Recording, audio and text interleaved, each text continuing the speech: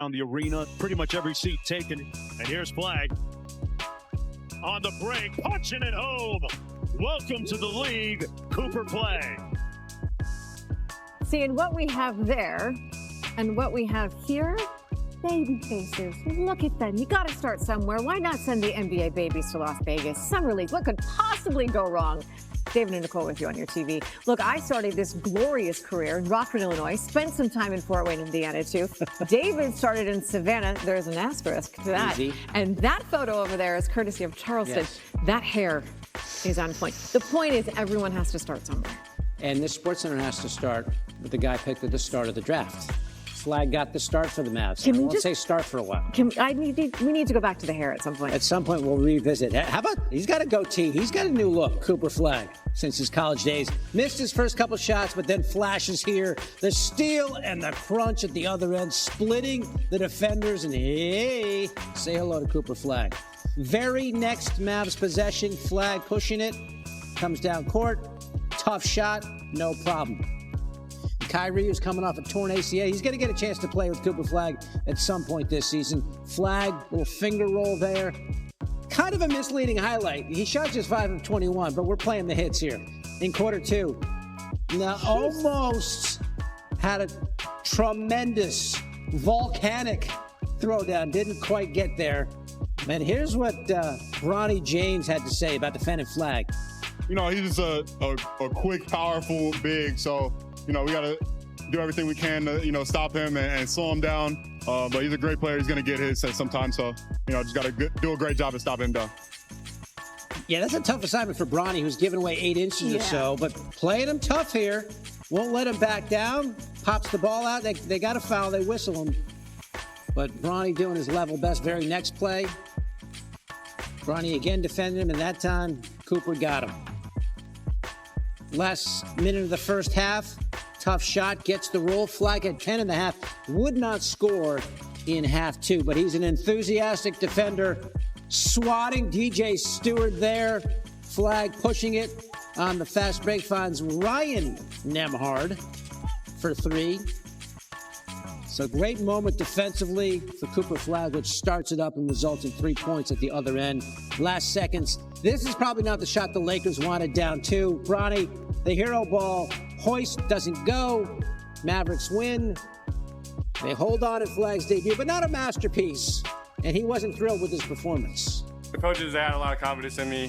They've been telling me they want me to, experiment, try some new things. And I was trying to be aggressive. That's new for me too. I would say that might be one of the worst games of my life. And I'm not necessarily worried, but honestly just not happy with how it went. But, at the end of the day, we did get the win. We say hello to Tim Legler, checks notes. He said, that's one of the worst games of my life. You were courtside to see Cooper Flag. How did he look to you? I certainly wouldn't describe it that way. I understand why he's being hard on himself. I think he really wanted to come out here and play incredibly well. And he started off that way. He had some butterflies, I thought, in the first few minutes, and then he found his rhythm a little bit offensively. I think at the end of the day, what you were looking for was just all of those different boxes that he checks. Did you see those things? We did. You saw the elite defense. You saw his ability to handle the ball for a guy his size against a ton of ball pressure. Only had, I believe, 1 turnover on the night. So you saw that. You saw the playmaking. You saw some of the mid-range shot making and stuff at the rim athletically. The one thing he didn't do was shoot well in the mid-range or from deep. All of those shots, for the most part, were heavily contested. I do think that's the one part of his game that will be the last to arrive at the NBA level. His ability to make mid-range pull-up shots and make three-point shots. The level of defense and the length and the quickness are just different. And I do think mechanically it's the one thing with his release he still has to work on. But I saw enough to know that there's going to be a lot of nights Cooper Flag is going to impact the game in a big way, even when he doesn't make shots. And I thought that was one of those cases tonight. And obviously he holds himself to a very high standard. He also was out there 32 minutes. How surprised were you by how much he played? I was shocked by it. I don't know that I've seen a guy picked in the top 5 that played all but 3 minutes of the first half. Every time I looked up, Cooper Flag was either on the floor or going out for basically getting a quick drink, and he was back in the game. I was very surprised by that. Now, I don't know what that means going forward. I'm not sure what the plan is for Cooper Flagg, and if they've come up with one with how much they want to use him here. I know he wants to have a better offensive performance than he had tonight, but that's a lot of usage, particularly when he was handling the ball up the floor the entire game against a lot of pressure. It's exhausting. So I think stamina also played a part in this. He looked a little bit fatigued, as you would expect. He hasn't played really a meaningful game since April, I believe. And also a reminder, he was double teamed minute 1 of the game, like the second he had the ball. Right. You, me, we all get to see him play again. Cooper and the Mavericks, they next play Saturday, 4 o'clock against the Spurs. You can see it on ESPN and ESPN+. Full summer league schedule. Let's dive in. When you do Jalen Williams stuff all season long, you get rewarded with a 5-year max rookie contract extension that could max out at $287 million. NBD. The Thunder are spending their summer doing just that, spending. Because on top of this Williams deal, they also just handed MVP Shai Gilgeous-Alexander a 4-year, $285 million supermax. And Chet Holmgren, a 5-year, $250 million deal too. Do the math. That's $822 million, which is also a solid warning shot for the rest of the NBA because those three are now locked in through the 2030-31 season. Our senior NBA insider, Shams Charania, joins us now. So, Shams, great news for the Thunder. They keep their big three, but it cost them over $800 million to do it. And when you make that kind of massive commitment and investment in just 3 guys, what does it mean for your flexibility and being able to just keep your roster and also make future moves? David, everything that Sam Presti has built is unique. We've never seen a team built quite like this in the NBA. And they have 3 players on these massive maximum contract extensions, but they're going to be a non-tax-paying team for the 3rd straight title-contending season.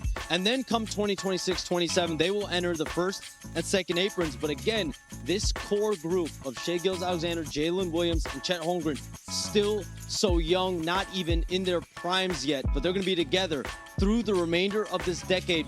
And what Sam Presti and the Thunder have is dozens of draft picks, pick swaps, flexibility with the roster, with other rotational players that are on team-friendly type contracts that will allow this team to continue to build around the core of those 3. So Sam Presti, the Thunder, those 3 players will continue to be there the remainder of the decade. The question is what tweaks could be made in years to come.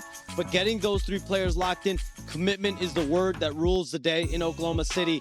They got all 3 players committed through the remainder of the decade to play in the primes of their career. Yeah, good for the champs. They retain their key guys. The Bucks hoping to hold on to their franchise. And some comments from Giannis to the streamer iShow Speed maybe cast some doubt on that, Shams. Let's have a listen to this.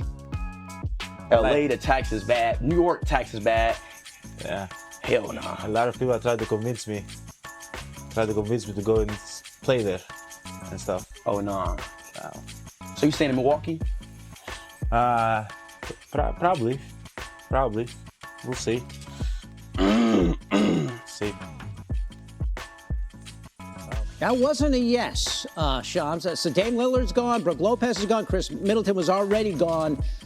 What's the likelihood that Giannis Antetokounmpo decides he wants to go